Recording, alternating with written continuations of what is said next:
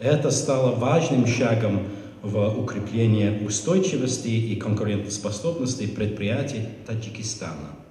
حدود 30% بیش از 2000 گیرندگان قرض‌های برنامه کلیماداپت یا طرح مطابق شوی با تغییرات اقلیم در تاجیکستان که از سوی بانک اروپایی بازسازی و رشد سرمایه‌گذاری می‌شود، زن‌های روستایی بودند.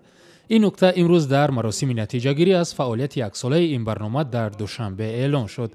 بانک اروپایی بازسازی و رشد با مساعدت مالی حکومت بریتانیا در تاجیکستان از یک سال اجرای برنامه کلیماداپت یا طرح مطابق شوی با تغییرات اقلیم نتیجه‌گیری کرد. هدف این برنامه جلب ساکنان به استفاده از فناوری‌های جدید کارکرد زمین و صرفه ذخیره‌های آب و انرژی بوده است که تا حال 2250 خواجگی دهقانی و صاحبکاری از قرض‌های با امتیاز این برنامه برای تجدید واسطه‌های فنی استحصالی خود استفاده کردند.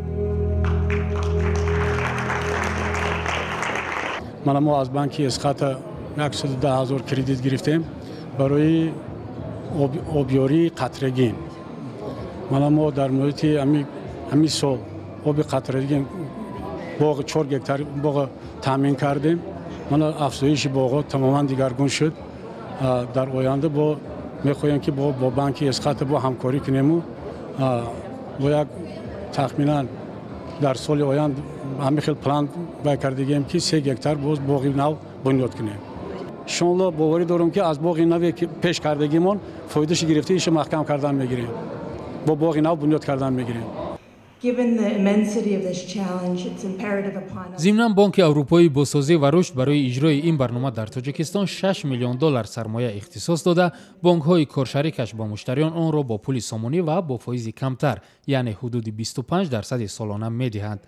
امید شریپوف یکی از مشاوران برنامه کلیماداپت میگوید که با این طرح سال دوم همکاری میکند و با کل مشتریان مشورت‌های فنی میرساند و در سودوار بودن این برنامه برای تاجیکستان معتقد است.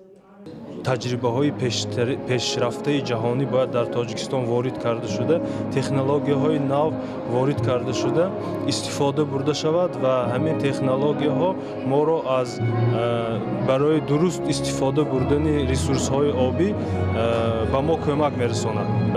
ایده‌های برنامه را دستگیری می‌کنم شخصاً خودم و می‌خواهم که همین ایده‌هایی که کانسپتی که برنامه کلیماداپت دارد می‌خواهم که با پورگی عملی شود برای آنکه این کانسپت این ایده آیدی استفاده درستی آب آیدی استفاده دیگر ریسورس هایی که ما در تاجیکستان داریم من این همه ایده هاشون رو دستگیری میکنم شخصا خودم برای آنکه این برای تاجیکستان خیلی ضرور است.